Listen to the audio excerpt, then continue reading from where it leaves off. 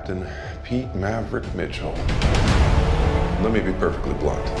You are not my first choice. You are here at the request of Admiral Kazansky, aka Iceman. 코로나 사태로 2년 넘게 차가웠던 극장을 뜨겁게 달궜던 2022년의 히트작 탑건 매버릭. 아시죠? 완성도도 높았지만 역시 가장 화제가 된 것은 배우 톰 크루즈의 여전한 멋있음이었습니다. 1986년 탑건에서 보여줬던 그의 아우라는 30여 년이 지나도록 변함이 없었고 60세를 넘긴 톰 아저씨의 근육질 몸매는 늙지 않는다는 것이 어떤 것인지를 잘 보여줬습니다. 특히 주목할 부분은 톰 크루즈가 맡은 역할인 매버릭이 더 이상 진급하지 못하고 대령으로 남아 현직 파일럿으로 임무를 수행했다는 점입니다. 전편에서 동기로 나왔던 아이스맨은 태평양 함대 사령관까지 진급한 뒤 암으로 사망하는 반면 매버릭은 여전한 실력과 체력을 자랑하며 멋지게 작전을 성공시킵니다.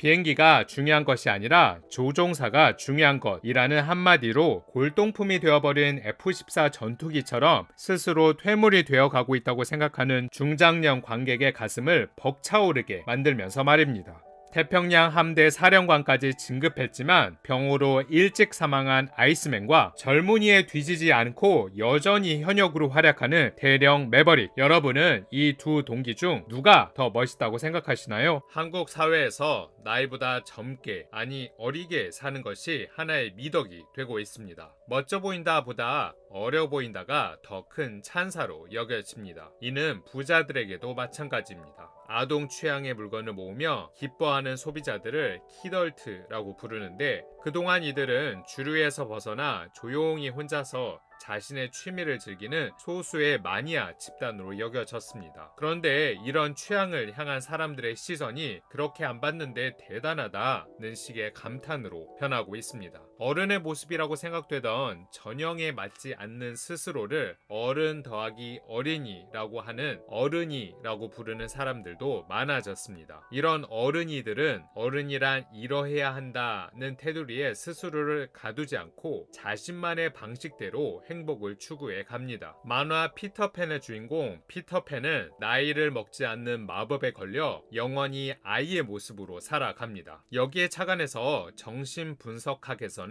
몸은 어른이 됐는데도 심리적으로 아이 상태에 머물려 하는 회행적 심리 상태를 피터팬 신드롬이라고 지칭합니다. 네버랜드는 피터팬과 친구들이 모여 사는 나라인데 이 네버랜드의 이름을 따서 나이 들기를 거부하는 피터팬들이 많아지는 트렌드를 네버랜드 신드롬이라고 합니다. 유념해야 할 것은 피터팬 신드롬이 어른들의 세계에서 홀로 아이로 남아 고립된 채 퇴행하는 부적응 상태를 표현한 것이라면 네버랜드 신드롬은 사회 구성원 모두가 스스로를 나이보다 젊다고 여기고 어른이라고 불리는 것을 즐거워하는 현상을 가리키는 용어입니다. 네버랜드 신드롬은 공주 세트나 포켓몬빵 같은 아이템을 구매하는 등 어린 시절로 돌아가고 싶어하고 외모를 유지하는 것을 넘어 승진을 마다하면서까지 현 상태에서 더 나이 들지 않으려 하며 아이들처럼 쉽고 재밌고 명랑하게 노는 것을 좋아하는 세 가지 유형으로 나뉩니다. 우리 사회의 유년화는 단지 일부의 취향이 아니라 사회 전체의 사고방식, 나아가 생활 양식이 되고 있습니다. 어린 시절로 돌아가다, 한소희, 태연 등 유명 연예인들의 색다른 액세서리가 사람들의 눈길을 끌며 화제에 오른 적이 있습니다. 이는 명품 브랜드 제품이 아니라 플라스틱으로 제작된 1,000원에서 3,000원짜리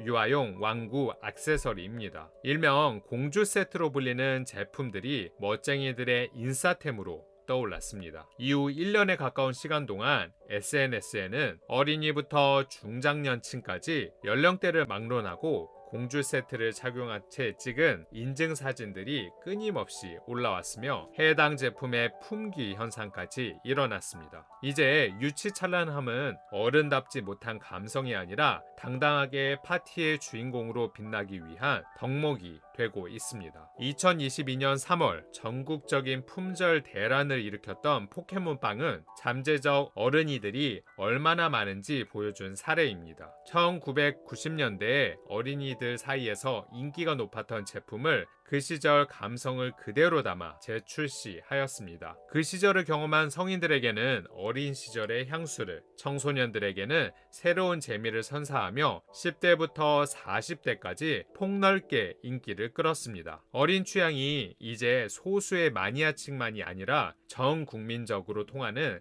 황금 열쇠가 됐음이 드러나는 대목입니다. 아이의 영어 단어 키즈와 어른의 영어 단어 어덜트의 합성어인 키덜트의 주류화는 우리나라만의 이야기가 아닙니다. 미국 장난감 업계에서는 앞으로 주목해야 할 소비자층으로 키덜트를 꼽습니다. 레고 제조사는 2020년 미국에서 어른들 활용 Adult Welcome이라는 마케팅 캠페인을 벌였으며 홈페이지에 성인을 위한 섹션을 별도로 만들었습니다. 또한 미국 장난감 협회에서는 매년 올해의 제품을 시상하는데 2022년부터는 올해의 어른 장난감 카테고리를 신설하기도 했습니다. 2021년 진행된 조사에서 미국 성인 응답자의 58%가 스스로를 위해 장난감이나 보드게임을 구입한 적이 있다고 답했기 때문입니다. 나이듦에 거부하다. 연공서열 문화가 오랫동안 지속되어 온 한국 사회에서 나이를 먹는다는 것은 조직에서의 직급이 실무자에서 관리자로 나아가 의사결정권자로 바뀌며 자연스레 윗사람이 되는 것을 의미했습니다. 그런데 최근에는 승진을 당연히 따라야 할 수순으로 생각하지 않는 사람들이 등장하기 시작했습니다. 승진에는 권한 확대, 임금 인상, 사회적 인정이라는 보상이 주어지지만 그만큼 무거운 책임이 따르고 고용의 불안함도 감수해야 합니다. 그러니 승진해서 자신의 워라밸을 희생시키느니 차라리 사원으로 지내기를 희망하는 것입니다. 매버릭처럼 젊고 활기차게요. 또한 실무자와 책임 관리자를 상하 관계로만 보는 것이 아니라 성격이 다른 개별 직무로 생각하는 변화도 엿보입니다. 과거에는 관리자 직책을 맡는 것이 승진이었으므로 다시 사원으로 돌아오는 것은 좌천이며 굴욕이라 여겼던 반면 이제는 본인의 적성에 맞지 않다고 판단하면 직책을 기꺼이 반납하는 사람도 생겨나고 있습니다. 나이라는 통념에 얽매이지 않는 것은 친구 관계와 여가 생활에도 마찬가지입니다. 지역 맘카페에서 만난 사람들과 현실의 이웃사촌이 아닌 이웃술촌이 되어 우정반지로 유대감을 표현합니다. 시니어 팬덤도 청년 팬덤에 못지않는 것으로 유명합니다. 늦은 나이에 덕질 활동을 시작하는 팬들을 지원하기 위해 팬덤 전문 학원도 생겨났습니다. 가수 임영웅의 팬들이 운영하는 영웅시대 네이버 밴드에서 만든 참된 덕후 교실은 음원 사이트 가입 및 승인 방법, 각종 응원법 등 팬 활동에 필요한 전반적인 교육을 무료로 제공합니다. 그동안 우리 사회에서 나이가 든다는 것은 성장을 의미했습니다. 연륜이 쌓이고 조직에서는 직급이 올라가며 인간관계와 취향은 성숙해졌습니다. 말하자면 자기 나이에 맞는 어떤 행동과 역할이 있었습니다. 그런데 요즘 이런 생각이 흔들리고 있습니다. 성숙이든 성장이든 연륜이든 변하는 것은 싫다고 말하는 사람들이 늘어나는 추세입니다. 외모만 해도 그렇습니다. 연륜 있는 외모보다는 젊은 외모를 더 알아줍니다. 전문가 집단에서도 비슷한 현상이 나타나고 있습니다. 30대에 대기업 임원에 발탁되는 경우가 많아지면서 더 이상 나이로 전문성이나 업무 실력을 판단할 수 없게 됐습니다. 전문직 종사자들도 나이 든 사람보다 젊고 친절하고 머리 회전이 빠른 사람을 좋아하는 추세입니다. 이제 젊은 외모는 자기 관리의 척도로 여겨집니다. 도무지 나이를 가늠할 수 없다라는 감탄은 그만큼 자기 관리 능력이 뛰어나다는 뜻이며 어리다는 것은 그 자체로 경쟁력이 되고 있습니다. 아이처럼 재밌게 놀다 팬데믹 이후 골프에 입문하는 골린이들이 많아지면서 자주 등장하는 단어가 있는데 바로 명랑 골프입니다. 명랑 골프란 룰을 엄격히 따지는 스코어에 연연하지 않고 동반자와 편하게 즐기는 골프를 말합니다. 사실 골프는 룰도 엄격하고 연습하지 않으면 실력이 쉽게 늘지 않아서 아주 진지하게 몰두하며 임해야 제대로 즐길 수 있는 스포츠입니다. 실내 대신 야외에서 즐길 수 있는 친목 활동을 찾는 젊은이들이 골프에 관심을 가지게 되면서 골프 문화가 바뀌고 있습니다. 이들은 스포츠로서의 진지함보다는 취미로서의 재미를 우선시합니다. 즐거움은 어린이의 일입니다. 어린이들의 만화를 명랑만화라 부르듯 어린이용은 대체로 성인용을 쉽게 즐겁게 변형시킨 것들입니다. 일명 엄근진이 명랑만화 필터를 씌운 듯 재밌고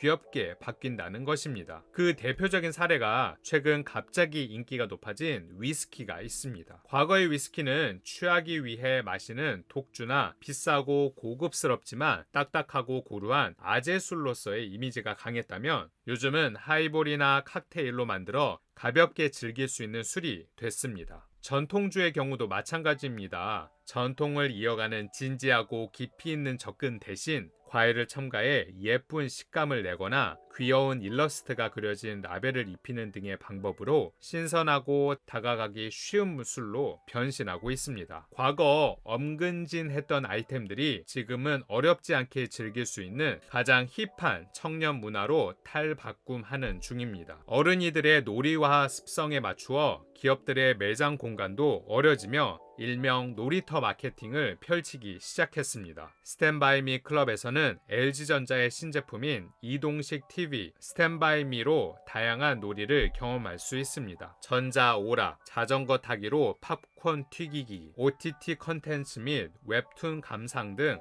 여러 미션을 즐기며 자연스럽게 제품을 체험해 볼 수 있게 한 것입니다. 등장 배경, 청춘이라는 나라가 있습니다. 거의 모든 사람이 이미 오래전 잃어버린 그 나라의 명예 시민이 되고자 합니다. 40대, 50대, 심지어 60대도 자기는 아직 청춘인 것 같다고 말합니다. 과거 젊음은 출세의 걸림돌이었습니다. 그런데 오늘날 사람들은 젊음을 칭송하고 그 세계로 들어가고 싶어 안달나게 되었습니다. 왜 그럴까요? 미래가 불안정하고 힘든 상황에서 어린 시절에 대한 향수에 젖으며 위안을 얻는 것이라고 해석할 수 있고, 팬데믹과 같은 절대 불안을 안고 집에 머무르다 보니 성인 장난감 시장이 크게 성장했다고 볼 수도 있습니다. 추억의 아이템에 몰두함으로써 자신이 통제할 수 있는 행복의 요인을 찾는 것일 수도 있습니다. 그러나 남녀노소가 불문하고 꾸준한 추세로 사회가 유년화되고 있는 배경에는 그보다 훨씬 더 근본적인 변화가 자리 잡고 있습니다. 바로 사람들이 더 오래 살게 됐다는 것입니다. 인간의 수명이 길어지면서 생애 주기도 구조적 변화를 겪고 있습니다. 인류의 수명이 60세일 때 40세는 중간을 넘어 마무리를 하는 단계일 수 있지만 평균 수명이 80세일 때 40세는 반에 불과합니다. 100세가 되면 인생의 반도 안 살아본 게 되겠지요.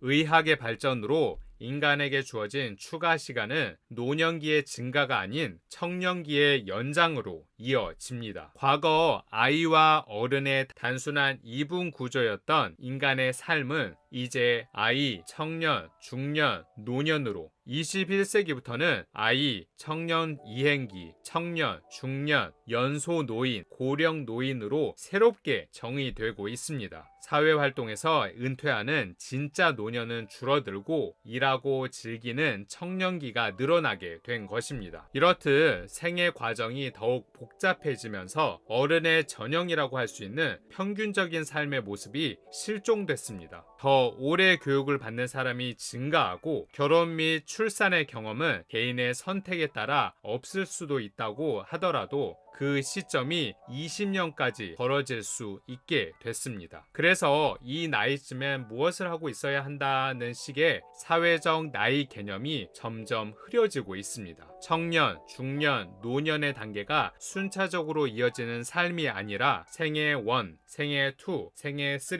같이 여러 차례 끊고 다시 시작하는 삶을 살아가게 됩니다. 여러분도 그렇지 않으신가요? 이런 상황에서 이전 세대의 경험은 다음 세대에게 도움이 되지 않습니다. 최근 정신건강의학 전문의나 관련 분야의 전문가가 출연하는 상담 컨텐츠가 인기를 얻는 것도 삶의 방향을 잃은 어른이들이 많은 현 사회의 단면을 보여줍니다. 자신이 어른인지조차 확신이 없는 사람들에게는 잘하고 있다는 격려와 명확한 솔루션이 절실하기 때문입니다. 저출산 시대에 육아 코칭 컨텐츠가 인기인 것도 주목할 만합니다. 그런데 육아 조언을 보는 양상은 조금 이상합니다. 어린 자녀를 둔 부모들만이 아니라 자신의 어린 시절을 이해하고 싶은 성인들 혹은 장성한 자녀의 현재를 이해하고픈 장년의 부모들도 육아 코칭 프로그램을 챙겨봅니다. 여러 사례를 자신의 어린 시절에 대입해 보면서 지금의 문제가 나만의 문제가 아니라는 위로를 받습니다. 고대부터 있었을 것 같은 청춘의 개념은 제2차 세계대전 이후에 서서히 형성됐고 중년 역시 20세기 후반에야 탄생한 개념입니다. 전형적이라 생각했던 중년의 모습은 겨우 한두 세대를 겪었을 뿐입니다. 과한 책임감과 쓸데없는 체면 차리기 대신 하루만 어른 안 할래 하며 어른으로 사는 것이 얼마나 고된 일인지 솔직하게 고충을 나누는 것도 요즘 어른으로 살아가는 새로운 방식이 될 수 있습니다. 노년의 비극은 아직 젊다는 데 있다. 오스카 와일드의 말처럼 누구나 나는 아직 젊다고 생각합니다. 우리가 내 나이만큼 충분히 늙었다고 여기지 않는다면 어쩌면 어른이란 인간 발달의 특정 시점을 가리키는 말이 아닌 과정을 가리키는 말일지도 모릅니다. 철학자 앙리 베르그송도 삶은 탄생에서 죽음까지 날아가는 화살이 아니라 선율적 지속이라고 했습니다. 그렇다면 우리의 고민은 요즘엔 다들 도무지 어른스럽지 못하다가 아니라 어떻게 어린이 같은 삶의 경위를 잃지 않으면서도 경험의 지혜를 쌓아 올려갈 수 있을까여야 할 것입니다. 인생이란 리허설 없이 매일 무대에 서면서 연기를 배워 나가야 하는 쉼없는 공연의 연속입니다. 모두가 배우기를 절대 멈출 수 없는 네버랜드에서 결국 우리는 매일 조금씩 더 성숙하기를 포기할 수 없는 조금 나이 든 어린아이들일 뿐입니다. 이제 어른이라는 테두리에 스스로를 가두지 말고 자신만의 행복을 추구해 나가면 좋을 것 같습니다. 구겔스에서는 부자의 생각, 부자의 습관, 주식, 부동산, 재테크와 관련된 책의 핵심에 저의 경험을 녹여서 나누고 있습니다. 구독과 좋아요, 그리고 따뜻한 공유를 통해서 모두가 부자가 되시길 바랍니다.